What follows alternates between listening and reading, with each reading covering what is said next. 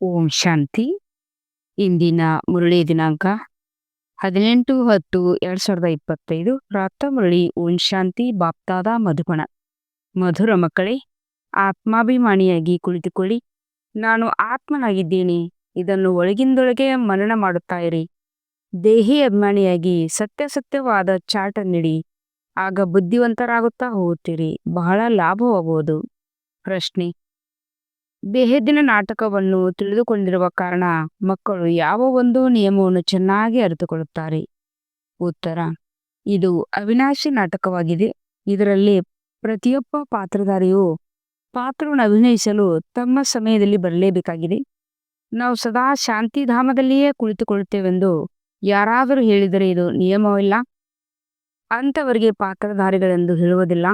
ಈ ಬೇಹದ್ದಿನ ಮಾತುಗಳನ್ನು ಬೇಹದ್ದಿನ ತಂದೆಯೇ ನಿಮಗೆ ತಿಳಿಸುತ್ತಾರೆ. ಓಂ ಶಾಂತಿ. ತಮ್ಮನ್ನು ಆತ್ಮನೆಂದು ತಿಳಿದು ಕುಳಿತುಕೊಳ್ಳಿ. ದೇಹಾಭಿಮಾನವನ್ನು ಬಿಟ್ಟು ಕುಳಿತುಕೊಳ್ಳಿ. ಬೇಹದ್ದಿನ ತಂದೆಯು ಮಕ್ಕಳಿಗೆ ತಿಳಿಸುತ್ತಿದ್ದಾರೆ. ಯಾರಿಗೆ ತಿಳುವಳಿಕೆ ಇಲ್ಲವೋ ಅವರಿಗೆ ತಿಳಿಸಿಕೊಡಲಾಗುತ್ತದೆ. ಆತ್ಮವು ತಿಳಿದುಕೊಳ್ಳುತ್ತದೆ. ತಂದೆಯು ಸತ್ಯವನ್ನು ಹೇಳುತ್ತಾರೆ. ನಾನಾತ್ಮನು ತಿಳುವಳಿಕೆ ಹೀನನಾಗಿದ್ದೇನೆ. ನಾನಾತ್ಮನು ಅವಿನಾಶಿಯಾಗಿದ್ದೇನೆ. ಶರೀರವು ವಿನಾಶಿಯಾಗಿದೆ. ನಾನು ಆತ್ಮಾಭಿಮಾನವನ್ನು ಬಿಟ್ಟು ದೇಹಾಭಿಮಾನದಲ್ಲಿ ಸಿಲುಕಿಕೊಂಡಿದ್ದೇನೆ ಅಂದ ಮೇಲೆ ತಿಳುವಳಿಕೆಹೀನರಾದವಲ್ಲವೇ? ತಂದೆ ಹೇಳುತ್ತಾರೆ, ಎಲ್ಲಾ ಮಕ್ಕಳು ದೇಹಾಭಿಮಾನದಲ್ಲಿ ಬಂದು ತಿಳುವಳಿಕೆಹೀನರನ್ನಾಗಿ ಬಿಟ್ಟಿದ್ದೀರಿ. ಮತ್ತೆ ನೀವು ತಂದೆಯ ಮೂಲಕ ದೇಹಿ ಅಭಿಮಾನಿಗಳಾಗುತ್ತೀರೆಂದರೆ ಸಂಪೂರ್ಣ ಬುದ್ಧಿವಂತರಾಗಿ ಬಿಡುತ್ತೀರಿ. ಕೆಲವರಂತೂ ಆಗಿಬಿಟ್ಟಿದ್ದಾರೆ, ಇನ್ನೂ ಕೆಲವರು ಪುರುಷಾರ್ಥ ಮಾಡುತ್ತಿದ್ದಾರೆ. ಬುದ್ಧಿಹೀನರಾಗುವುದರಲ್ಲಿ ಅರ್ಧಕಲ್ಪ ಹಿಡಿಸಿತು. ಈ ಅಂತಿಮ ಜನ್ಮದಲ್ಲಿ ಪುನಃ ಬುದ್ಧಿವಂತರಾಗಬೇಕಾಗಿದೆ. ಅರ್ಧಕಲ್ಪದಿಂದ ಬುದ್ಧಿಹೀನರಾಗುತ್ತಾ ಆಗುತ್ತಾ 100% ಬುದ್ಧಿಹೀನರಾಗಿ ಬಿಡುತ್ತಾರೆ. ದೇಹಾಭಿಮಾನದಲ್ಲಿ ಬಂದು ಡ್ರಾಮಾ ಪ್ಲಾನ್ ಅನುಸಾರ ಕೆಳಗಿಳುತ್ತಾ ಬಂದಿದ್ದೀರಿ. ಈಗ ನಿಮಗೆ ತಿಳುವಳಿಕೆ ಸಿಕ್ಕಿದೆ, ಆದರೂ ಸಹ ಬಹಳ ಪುರುಷಾರ್ಥ ಮಾಡಬೇಕಾಗಿದೆ. ಏಕೆಂದರೆ ಮಕ್ಕಳಲ್ಲಿ ದೈವಿ ಗುಣಗಳು ಬೇಕಾಗಿದೆ. ಮಕ್ಕಳಿಗೆ ತಿಳಿದಿದೆ, ನಾವು ಸರ್ವಗುಣ ಸಂಪನ್ನ 16 ಕಲಾ ಸಂಪೂರ್ಣರಾಗಿದ್ದೆವು. ಈ ಸಮಯದಲ್ಲಿ ನಿರ್ಗುಣರಾಗಿ ಬಿಟ್ಟಿದ್ದೇವೆ. ಯಾವುದೇ ಗುಣವಿಲ್ಲ. ನೀವು ಮಕ್ಕಳಲ್ಲಿಯೂ ನಂಬರ್ ವಾರ್ ಪುರುಷಾರ್ಥದನುಸಾರ ಈ ಆಟವನ್ನು ತೆಗೆದುಕೊಳ್ಳುತ್ತಾ ಎಷ್ಟು ವರ್ಷಗಳಾಯಿತು. ಆದರೂ ಸಹ ಯಾರು ಹೊಸಬರಿದ್ದಾರೆಯೋ ಅವರು ಬುದ್ಧಿವಂತರಾಗುತ್ತಾ ಹೋಗುತ್ತಾರೆ. ಅನ್ಯರನ್ನು ಮಾಡುವ ಪುರುಷಾರ್ಥ ಮಾಡುತ್ತಾರೆ. ಇನ್ನು ಕೆಲವರಂತೂ ಏನೇನೂ ತಿಳಿದುಕೊಂಡಿಲ್ಲ. ಬುದ್ಧಿಹೀನರು ಬುದ್ಧಿಹೀನರಾಗಿಯೇ ಉಳಿದಿದ್ದಾರೆ. ತಂದೆಯು ಬುದ್ಧಿವಂತರನ್ನಾಗಿ ಮಾಡಲು ಬಂದಿದ್ದಾರೆ. ಮಕ್ಕಳು ತಿಳಿದುಕೊಳ್ಳುತ್ತೀರಿ, ನಾವು ಮಾಯೆಯ ಕಾರಣ ಬುದ್ಧಿಹೀನರಾಗಿದ್ದೇವೆ.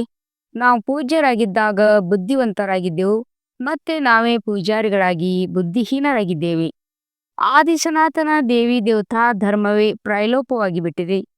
ಇದರ ಬಗ್ಗೆ ಪ್ರಪಂಚದಲ್ಲಿ ಯಾರಿಗೂ ತಿಳಿದಿಲ್ಲ. ಈ ಲಕ್ಷ್ಮೀನಾರಾಯಣರು ಎಷ್ಟು ಬುದ್ಧಿವಂತರಾಗಿದ್ದರು, ರಾಜ್ಯಭಾರ ಮಾಡುತ್ತಿದ್ದರು. ತಂದೆಯು ತಿಳಿಸುತ್ತಾರೆ, ತತತ್ವಂ. ನೀವು ಸಹ ಸ್ವಯಂ ನಾನೇ ಮತ್ತೆ ದೇವತೆಯಾಗಬೇಕೆಂದು ತಿಳಿದುಕೊಳ್ಳಿ. ಇವು ಬಹಳ ತಿಳಿದುಕೊಳ್ಳುವ ಮಾತುಗಳಾಗಿವೆ. ತಂದೆಯುನ ಮತ್ತಾರು ತಿಳಿಸಿಕೊಡಲು ಸಾಧ್ಯವಿಲ್ಲ. ಈಗ ಈ ಅನುಭವ ಆಗುತ್ತದೆ. ತಂದೆ ಶ್ರೇಷ್ಠಾತಿ ಶ್ರೇಷ್ಠ ಬುದ್ಧಿವಂತರಿಗಿಂತಲೂ ಬುದ್ಧಿವಂತರಾಗಿದ್ದಾರಲ್ಲವೇ? ಒಂದನೇದಾಗಿದೆ, ಜ್ಞಾನಸಾಗರನೂ ಆಗಿದ್ದಾರೆ. ಸರ್ವರ ಸದ್ಗತಿದಾತನೂ ಆಗಿದ್ದಾರೆ. ಪತಿತ ಪಾವನ ಆಗಿದ್ದಾರೆ. ಅವರೊಬ್ಬರಿಗೆ ಮಹಿಮೆ ಇದೆ. ಇಷ್ಟು ಶ್ರೇಷ್ಠಾತಿ ಶ್ರೇಷ್ಠ ತಂದೆಯು ಬಂದು ಹೇಗೆ ಮಕ್ಕಳೇ ಎಂದು ಎಷ್ಟು ಚೆನ್ನಾಗಿ ತಿಳಿಸುತ್ತಾರೆ.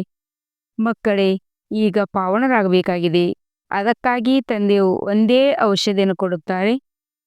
ಯೋಗದಿಂದ ನೀವು 21 ಜನ್ಮಗಳಿಗಾಗಿ ನಿರೋಗಿಯಾಗಿ ಬಿಡುತ್ತೀರಿ. ನಿಮ್ಮ ಎಲ್ಲಾ ರೋಗ ದುಃಖಗಳು ಸಮಾಪ್ತಿಯಾಗುತ್ತವೆ. ನೀವು ಮುಕ್ತಿಧಾಮದಲ್ಲಿ ಹೊರಟು ಹೋಗುತ್ತೀರೆಂದು ಹೇಳುತ್ತಾರೆ. ಅವಿನಾಶಿ ತಜ್ಞರ ಬಳಿ ಒಂದೇ ಔಷಧಿ ಇದೆ. ಆತ್ಮಕ್ಕೆ ಒಂದೇ ಇಂಜೆಕ್ಷನ್ ಕೊಡುತ್ತಾರೆ. ಒಬ್ಬ ವ್ಯಕ್ತಿಯು ವಕೀಲ ವೃತ್ತಿಯನ್ನು ಮಾಡುತ್ತಾರೆ, ಇಂಜಿನಿಯರ್ ಸಹ ಮಾಡುತ್ತಾರೆ ಎಂದಲ್ಲ. ಪ್ರತಿಯೊಬ್ಬ ವ್ಯಕ್ತಿಯು ತಮ್ಮ ವೃತ್ತಿಯಲ್ಲೇ ತೊಡಗುತ್ತಾರೆ. ಬಾಬಾ ಬಂದು ನಮ್ಮನ್ನು ಪತಿತರಿಂದ ಪಾವನರನ್ನಾಗಿ ಮಾಡಿ ಎಂದು ತಂದೆಗೆ ಹೇಳುತ್ತಾರೆ. ಏಕೆಂದರೆ ಪತಿತರಾಗುವುದರಲ್ಲಿ ದುಃಖವಿದೆ. ಶಾಂತಿಧಾಮಕ್ಕೆ ಪಾವನ ಪ್ರಪಂಚವೆಂದು ಹೇಳುವುದಿಲ್ಲ, ಸ್ವರ್ಗಕ್ಕೆ ಪಾವನ ಪ್ರಪಂಚವೆಂದು ಹೇಳುತ್ತಾರೆ. ಇದನ್ನು ಸಹ ತಂದೆಯು ತಿಳಿಸಿದ್ದಾರೆ. ಮನುಷ್ಯರು ಶಾಂತಿ ಮತ್ತು ಸುಖವನ್ನು ಬಯಸುತ್ತಾರೆ. ಸತ್ಯವಾದ ಶಾಂತಿಯು ಎಲ್ಲಿ ಇರುವುದಿಲ್ಲವೋ ಅಲ್ಲೇ ಸಿಗುತ್ತದೆ. ಅದಕ್ಕೆ ಶಾಂತಿಧಾಮ ಎಂದು ಹೇಳಲಾಗುತ್ತದೆ. ಶಾಂತಿಧಾಮದಲ್ಲಿಯೇ ಇರಬೇಕೆಂದು ಅನೇಕರು ಹೇಳುತ್ತಾರೆ, ಆದರೆ ನಿಯಮವಿಲ್ಲ. ಅಂಥವರು ಪಾತ್ರಧಾರಿಯಾಗಲಿಲ್ಲ. ಮಕ್ಕಳು ನಾಟಕವನ್ನು ಯಥಾರ್ಥವಾಗಿ ತಿಳಿದುಕೊಂಡಿದ್ದೀರಿ. ಯಾವಾಗ ಪಾತ್ರಧಾರಿಗಳ ಪಾತ್ರವಿರುವುದೋ ಆಗ ಹೊರಗಡೆ ಸ್ಟೇಜಿನ ಮೇಲೆ ಬಂದು ಪಾತ್ರವನ್ನು ಅಭಿನಯಿಸುತ್ತಾರೆ. ಈ ಬೇಹದ್ದಿನ ಮಾತುಗಳನ್ನು ಬೇಹದ್ದಿನ ತಂದೆ ತಿಳಿಸುತ್ತಾರೆ. ಜ್ಞಾನಸಾಗರನೆಂದು ಅವರಿಗೆ ಹೇಳಲಾಗುತ್ತದೆ. ಸರ್ವರ ಸದ್ಗತಿದಾತ ಪತಿತ ಪಾವನಾಗಿದ್ದಾರೆ. ತತ್ವಗಳು ಸರ್ವರನ್ನು ಪಾವನ ಮಾಡಲು ಸಾಧ್ಯವಿಲ್ಲ. ಜಲ ಇತ್ಯಾದಿಗಳೆಲ್ಲವೂ ತತ್ವಗಳಾಗಿವೆ. ಅವು ಹೇಗೆ ಸದ್ಗತಿ ಮಾಡುತ್ತವೆ? ಆತ್ಮವೇ ಪಾತ್ರವನ್ನು ಅಭಿನಯಿಸುತ್ತದೆ. ಹಠಯೋಗದ ಪಾತ್ರವನ್ನು ಮತ್ತೆ ಅಭಿನಯಿಸುತ್ತದೆ. ಬುದ್ಧಿವಂತರೇ ಈ ಮಾತುಗಳನ್ನು ಅರ್ಥ ಮಾಡಿಕೊಳ್ಳುತ್ತಾರೆ. ತಂದೆಯು ಎಷ್ಟೊಂದು ಯುಕ್ತಿಗಳನ್ನು ತಿಳಿಸಿದ್ದಾರೆ. ಯಾವುದಾದರೂ ಅಂತ ಯುಕ್ತಿಯನ್ನು ರಚಿಸಿ ಅದರಿಂದ ಪೂಜ್ಯರು ಮತ್ತು ಪೂಜಾರಿಗಳು ಹೇಗಾದೆವು ಎಂಬುದನ್ನು ಮನುಷ್ಯರಿಗೆ ಅರ್ಥವಾಗಲಿ. ಪೂಜ್ಯರು ಹೊಸ ಪ್ರಪಂಚದಲ್ಲಿರುತ್ತಾರೆ, ಪೂಜಾರಿಗಳು ಹಳೆ ಪ್ರಪಂಚದಲ್ಲಿದ್ದಾರೆ. ಪಾವನರಿಗೆ ಪೂಜ್ಯರೆಂತಲೂ ಪತಿತರಿಗೂ ಪೂಜ್ಯರುಗಳೆಂತಲೂ ಹೇಳುತ್ತಲಾಗುತ್ತದೆ. ಇಲ್ಲಂತೂ ಎಲ್ಲರೂ ಪತಿತರಾಗಿದ್ದಾರೆ, ಏಕೆಂದರೆ ವಿಕಾರದಿಂದ ಜನ್ಮ ಪಡೆಯುತ್ತಾರೆ. ಸತ್ಯಯುಗದಲ್ಲಿ ಇರುವುದೇ ಶ್ರೇಷ್ಠರು. ಆದ್ದರಿಂದ ಸಂಪೂರ್ಣ ಶ್ರೇಷ್ಠಾಚಾರಿಗಳೆಂದು ಅವರಿಗೆ ಗಾಯನ ಮಾಡುತ್ತಾರೆ. ಈಗ ನೀವು ಮಕ್ಕಳು ಸಹ ಆ ರೀತಿಯಾಗಬೇಕಾಗಿದೆ. ಪರಿಶ್ರಮವಿದೆ. ಮುಖ್ಯ ಮಾತು ನೆನಪಿನದಾಗಿದೆ. ನೆನಪಿನಲ್ಲಿರುವುದು ಬಹಳ ಪರಿಶ್ರಮ ಕೆಲಸವಾಗಿದೆ. ನಾವು ಎಷ್ಟು ಬಯಸುತ್ತೇವೆ ಅಷ್ಟು ನೆನಪಿನಲ್ಲಿರಲು ಸಾಧ್ಯವಾಗುತ್ತಿಲ್ಲವೆಂದು ಹೇಳುತ್ತಾರೆ. ಒಂದು ವೇಳೆ ಸತ್ಯತೆಯಿಂದ ಚಾರ್ಟ್ ಅನ್ನು ಬರೆದಿದ್ದೇ ಆದರೆ ಬಹಳ ಲಾಭವಾಗುತ್ತದೆ. ತಂದೆಯು ಮಕ್ಕಳಿಗೆ ಈ ಜ್ಞಾನವನ್ನು ಕೊಡುತ್ತಾರೆ. ಮನ್ಮನಾಭವ. ನೀವು ಅರ್ಥ ಸಹಿತವಾಗಿ ಹೇಳುತ್ತೀರಿ. ನಿಮಗೆ ತಂದೆಯು ಪ್ರತಿಯೊಂದು ಮಾತನ್ನು ಯಥಾರ್ಥ ರೀತಿಯಲ್ಲಿ ಅರ್ಥ ಸಹಿತವಾಗಿ ತಿಳಿಸುತ್ತಾರೆ. ಮಕ್ಕಳು ತಂದೆಯೊಂದಿಗೆ ಕೆಲವೊಂದು ಪ್ರಕಾರದ ಪ್ರಶ್ನೆಗಳನ್ನು ಕೇಳುತ್ತಾರೆ. ಭಲೆ ತಂದೆಯ ಹೃದಯವನ್ನು ಗೆಲ್ಲಲು ಏನೇನೂ ಹೇಳುತ್ತಾರೆ. ಆದರೆ ತಂದೆಯು ತಿಳಿಸುತ್ತಾರೆ, ಪತಿತರಿಂದ ಪಾವನರನ್ನಾಗಿ ಮಾಡುವುದೇ ನನ್ನ ಕೆಲಸವಾಗಿದೆ. ನೀವು ನನ್ನನ್ನು ಕರೆಯುವುದು ಇದಕ್ಕಾಗಿಯೇ ಅಲ್ಲವೇ? ನೀವು ತಿಳಿದುಕೊಂಡಿದ್ದೀರಿ, ನಾವು ಆತ್ಮರು ಶರೀರ ಸಹಿತವಾಗಿ ಪಾವನರಾಗಿದ್ದೆವು. ಈಗ ಅದೇ ಆತ್ಮವು ಶರೀರ ಸಹಿತ ಪತಿತವಾಗಿದೆ. 84 ಜನ್ಮಗಳ ಲೆಕ್ಕವಿದೆಯಲ್ಲವೇ? ನೀವು ತಿಳಿದುಕೊಂಡಿದ್ದೀರಿ. ಈಗ ಈ ಪ್ರಪಂಚವು ಮುಳ್ಳುಗಳ ಕಾಡಾಗಿದೆ. ಈ ಲಕ್ಷ್ಮೀನಾರಾಯಣರಂತೂ ಹೂಗಳಲ್ಲವೇ? ಅವರ ಮುಂದೆ ಮುಳ್ಳಿನ ಸಮಾನರಾದರೂ ಹೋಗಿ ಹೇಳುತ್ತಾರೆ, ತಾವು ಸರ್ವಗುಣ ಸಂಪನ್ನರು, ನಾವು ಪಾಪಿಗಳು, ಕಪಟಿಗಳಾಗಿದ್ದೇವೆ ಎಂದು. ಎಲ್ಲದಕ್ಕಿಂತ ದೊಡ್ಡ ಮುಳ್ಳು ಕಾಮ ಮಹಾವಿಕಾರವಾಗಿದೆ. ಇದರ ಮೇಲೆ ಜಯ ಗಳಿಸಿ ಜಗಜ್ಜೀತರಾಗಿ ಎಂದು ತಂದೆಯು ಹೇಳುತ್ತಾರೆ. ಭಗವಂತನು ಯಾವುದಾದರೊಂದು ರೂಪದಲ್ಲಿ ಬರಬೇಕಾಗಿದೆ, ಭಗೀರಥದಲ್ಲಿ ವಿರಾಜಮಾನರಾಗಿ ಬರಬೇಕಾಗಿದೆ ಎಂದು ಮನುಷ್ಯರು ಹೇಳುತ್ತಾರೆ. ಭಗವಂತನಂತೂ ಹಳೆಯ ಪ್ರಪಂಚವನ್ನು ಹೊಸದನ್ನಾಗಿ ಮಾಡಲು ಬರಬೇಕಾಗಿದೆ. ಹೊಸ ಪ್ರಪಂಚಕ್ಕೆ ಸತೋಪ್ರಧಾನ, ಹಳೆಯ ಪ್ರಪಂಚಕ್ಕೆ ತಮೋಪ್ರಧಾನವೆಂದು. ಹೊಸ ಪ್ರಪಂಚಕ್ಕೆ ಸತೋಪ್ರಧಾನ್, ಹಳೆಯ ಪ್ರಪಂಚಕ್ಕೆ ತಮೋಪ್ರಧಾನವೆಂದು ಹೇಳಲಾಗುತ್ತದೆ. ಈಗ ಹಳೆಯ ಪ್ರಪಂಚವಾಗಿದೆ. ಅಂದಮೇಲೆ ಅವಶ್ಯವಾಗಿ ತಂದೆಯು ಬರಲೇಬೇಕಾಗಿದೆ. ತಂದೆಗೆ ರಚಯಿತನೆಂದು ಕರೆಯಲಾಗುತ್ತದೆ. ನೀವು ಮಕ್ಕಳಿಗೆ ಎಷ್ಟು ಸಹಜವಾಗಿ ತಿಳಿಸುತ್ತಾರೆ ಅಂದಾಗ ಎಷ್ಟೊಂದು ಖುಷಿ ಇರಬೇಕು. ಬಾಕಿ ಯಾರ ಕರ್ಮ ಭೋಗದ ಲೆಕ್ಕಾಚಾರವಿದೆಯೋ ಅದನ್ನು ಅವರು ಅನುಭವಿಸಲೇಬೇಕಾಗಿದೆ. ಇದರಲ್ಲಿ ತಂದೆಯು ಆಶೀರ್ವಾದ ಮಾಡುವುದಿಲ್ಲ. ಬಾಬಾ, ನೀವು ಬಂದು ಆಸ್ತಿಯನ್ನು ಕೊಡಿ ಎಂದೇ ನನ್ನನ್ನು ಕರೆಯುತ್ತೀರಿ. ತಂದೆಯಿಂದ ಯಾವ ಆಸ್ತಿಯನ್ನು ಪಡೆಯ ಬಯಸುತ್ತೀರಿ?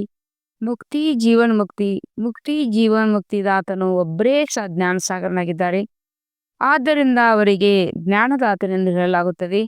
ಭಗವಂತನು ಜ್ಞಾನವನ್ನು ಕೊಟ್ಟಿದ್ದರು, ಆದರೆ ಯಾವಾಗ ಕೊಟ್ಟರು, ಯಾರು ಕೊಟ್ಟರೆಂದು ಯಾರಿಗೂ ತಿಳಿದಿಲ್ಲ. ಎಲ್ಲ ಗೊಂದಲವು ಇದರಲ್ಲೇ ಇದೆ. ಯಾರಿಗೆ ಜ್ಞಾನವನ್ನು ಕೊಟ್ಟರೆಂಬುದು ಯಾರಿಗೂ ತಿಳಿದಿಲ್ಲ. ಈಗ ಬ್ರಹ್ಮರವರು ಕುಳಿತಿದ್ದಾರೆ. ನಾನೇ ನಾರಾಯಣನಾಗಿದ್ದೇನು, ನಂತರ 84 ಜನ್ಮಗಳನ್ನು ಪಡೆದೆನೆಂದು ಇವರಿಗೆ ಅರ್ಥವಾಗಿದೆ. ಇವರು ಎಲ್ಲರಿಗಿಂತ ಮುಂದಿದ್ದಾರೆ. ಇವರು ಅಂದರೆ ಬ್ರಹ್ಮ ತಿಳಿಸುತ್ತಾರೆ, ಈ ಜ್ಞಾನದಿಂದ ನನ್ನ ಕಣ್ಣುಗಳೇ ತೆರೆಯಿತು. ನೀವು ಸಹ ಹೇಳುತ್ತೀರಿ, ಜ್ಞಾನದಿಂದ ನಮ್ಮ ಕಣ್ಣು ತೆರೆದು ಬಂದು, ಅಂದರೆ ಮೂರನೇ ನೇತ್ರವೂ ತೆರೆಯಿತಲ್ಲವೇ? ನಮಗೆ ತಂದೆಯ ಸೃಷ್ಟಿ ಚಕ್ರದ ಸಂಪೂರ್ಣ ಜ್ಞಾನವು ಸಿಕ್ಕಿದೆ ಎಂದು ನೀವು ಹೇಳುತ್ತೀರಿ. ನಾನು ಯಾರಾಗಿದ್ದೇನೆ, ಹೇಗಿದ್ದೇನೆಂದು ನನ್ನ ಕಣ್ಣುಗಳು ತೆರೆಯಿತು. ಎಷ್ಟು ಅದ್ಭುತವಾಗಿದೆ! ಮೊದಲು ನಾವು ಆತ್ಮಗಳಾಗಿದ್ದೇವೆ, ನಂತರ ನಾವು ನಮ್ಮನ್ನು ದೇಹವೆಂದು ತಿಳಿದುಕೊಂಡಿದ್ದೆವು. ನಾವು ಒಂದೇ ಶರೀರವನ್ನು ಬಿಟ್ಟು ಇನ್ನೊಂದನ್ನು ತೆಗೆದುಕೊಳ್ಳುತ್ತೇನೆ ಎಂದು ಆತ್ಮ ಹೇಳುತ್ತದೆ. ಆದರೂ ಸಹ ನಾವು ತಮ್ಮನ್ನು ಆತ್ಮನೆಂಬುದನ್ನು ಮರೆತು ದೇಹಾಭಿಮಾನದಲ್ಲಿ ಬಂದು ಬಿಡುತ್ತೇವೆ. ಆದ್ದರಿಂದ ಈಗ ನಿಮಗೆ ಮೊಟ್ಟ ಮೊದಲಿಗೆ ಈ ತಿಳುವಳಿಕೆಯನ್ನು ಕೊಡುತ್ತೇನೆ. ತಮ್ಮನ್ನು ಆತ್ಮನೆಂದು ತಿಳಿದುಕೊಳ್ಳಿ. ಒಳಗೆ ಇದನ್ನು ಚೆನ್ನಾಗಿ ಅರಿಯುತ್ತಾ ಇರಿ. ನಾನು ಆತ್ಮನಾಗಿದ್ದೇನೆ. ಆತ್ಮ ಎಂದು ತಿಳಿದುಕೊಳ್ಳುವ ಕಾರಣ ತಂದೆಯನ್ನು ಮರೆತು ಹೋಗುತ್ತೀರಿ. ನೀವು ಅನುಭವ ಮಾಡುತ್ತೀರಿ. ಅವಶ್ಯವಾಗಿ ನಾವು ಪದೇ ಪದೇ ದೇಹಾಭಿಮಾನದಲ್ಲಿ ಬಂದು ಬಿಡುತ್ತೇವೆ. ಆದ್ದರಿಂದ ಪರಿಶ್ರಮ ಪಡಬೇಕಾಗಿದೆ.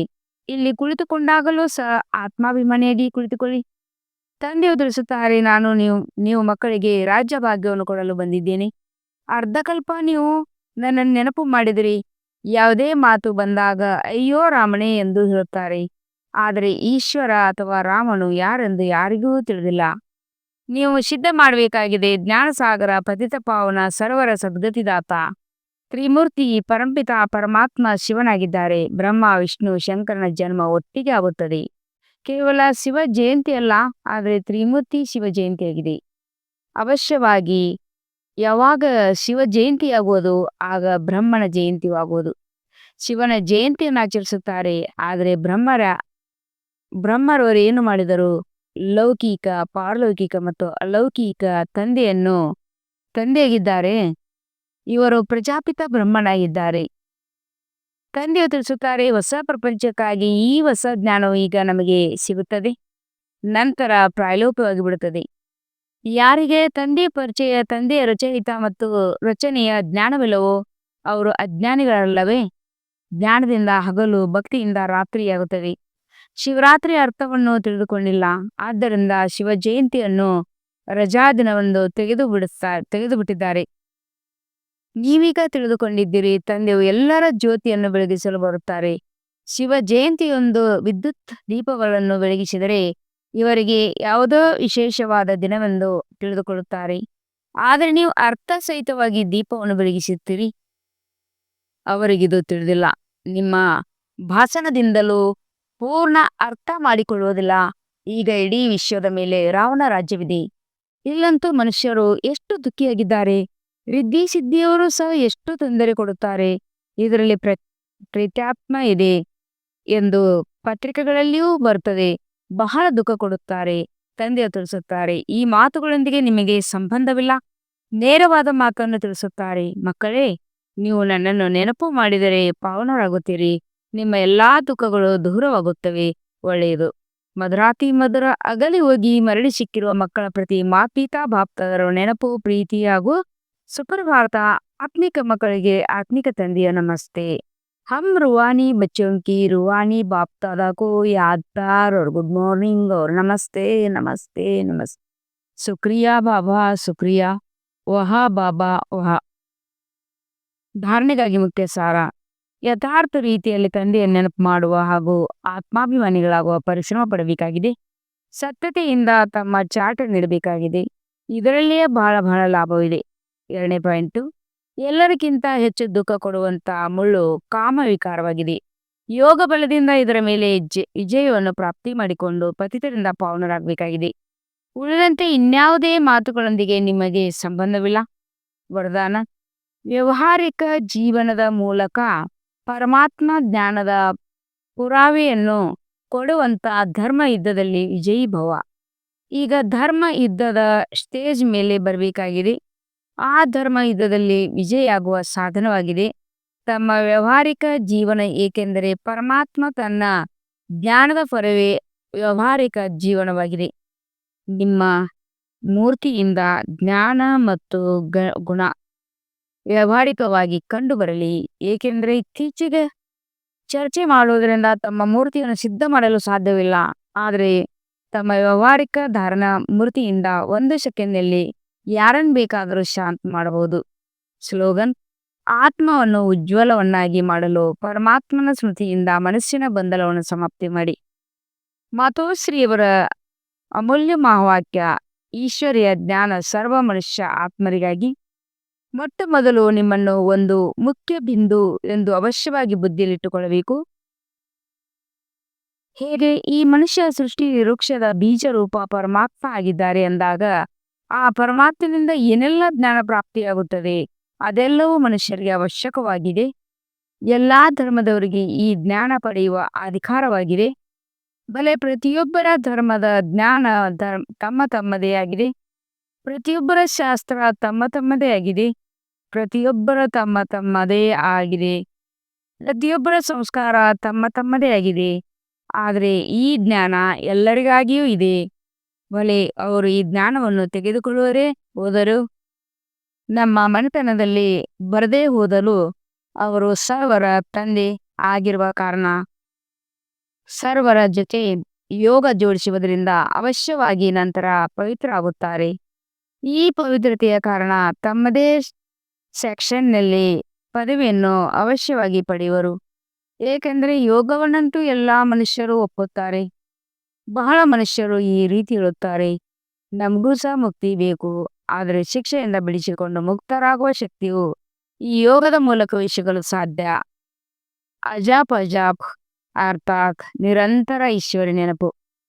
ಏನ್ ಹೇಳಿಕೆ ಮಾತಿದೆ, ಶ್ವಾಸದಲ್ಲಿ ಅಜಾಪ್ ಅಜಾಪ್ ಜಪಿಸುತ್ತಾ ಇರಿ. ಅದರ ಅರ್ಥಾರ್ಥ ಏನು? ಯಾವಾಗ ನಾವು ಹೇಳುತ್ತೇವೆ ಅಜಾಪ್ ಅಜಾಪ್ ಅಂದಾಗ ಇದರ ಅರ್ಥ ಯಥಾರ್ಥ ಅರ್ಥವಾಗಿದೆ.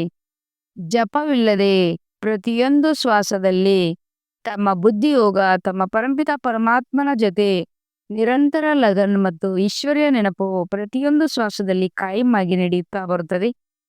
ಆ ನಿರಂತರ ಈಶ್ವರ್ಯ ನೆನಪಿಗೆ ಅಜಪ್ ಅಜಾಪ್ ಎಂದು ಹೇಳಲಾಗುವುದು. ಬಾಕಿ ಯಾರಾದರೂ ಬಾಯಿಂದ ಜಪಿಸುವುದು ಅರ್ಥಾತ್ ರಾಮ್ ರಾಮ್ ಎಂದು ಹೇಳುವುದು, ಒಳಗೆ ಯಾವುದೇ ಮಂತ್ರ ಉಚ್ಚಾರಣೆ ಮಾಡುವುದು, ಇದಂತೂ ನಿರಂತರ ನಡೆಯುವುದಿಲ್ಲ. ಆ ಮನುಷ್ಯರು ತಿಳಿಯುತ್ತಾರೆ, ನಾವು ಮುಖದಿಂದ ಯಾವುದೇ ಮಂತ್ರ ಉಚ್ಚಾರಣೆ ಮಾಡುವುದಿಲ್ಲ, ಆದರೆ ಹೃದಯದಿಂದ ಉಚ್ಚಾರಣೆ ಮಾಡುತ್ತೇವೆ. ಇದಾಗಿದೆ ನಮ್ಮ ಅಜಪ್ ಅಜಾಪ್ ಎಂದು. ಆದರೆ ಇದಂತೂ ಸಹಜವಾಗಿ ಒಂದು ವಿಚಾರದ ಮಾತಾಗಿದೆ. ಎಲ್ಲಿ ತಮ್ಮ ಶಬ್ದವೇ ಅಜಪ್ ಅಜಾಪ್ ಆಗಿದೆ. ಯಾವುದನ್ನು ಜಪಿಸುವ ಅವಶ್ಯಕತೆಯಿಲ್ಲ.